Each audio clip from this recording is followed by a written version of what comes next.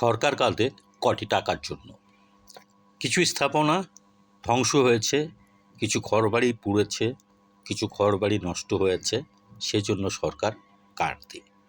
কারণ সরকারের আরাধ্যই টাকা। সরকারকে যারা আছে, সরকারের ক্ষমতা ব্যবহার করে এরা টাকা লুটপাট করে এবং বিদেশে পাচার করে।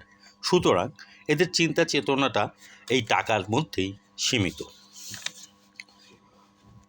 আরে অর্থকড়ি, টাকা পয়সা, গাড়ি বাড়ি, সম্পদ, স্টেশন, রেল, এগুলি দেশের সম্পত্তি। দেশের সম্পদ দেশের জনগণ। এই জনগণই লেখাপড়া শিখে বড় হয়ে শ্রমবাজারে শ্রম বিক্রি করে বৈদেশিক মুদ্রা অর্জন করে। আবার এই জনগণই দেশের বাইরে যায়, টাকা ইনকাম করে রেমিটেন্স পাঠায় দেশে।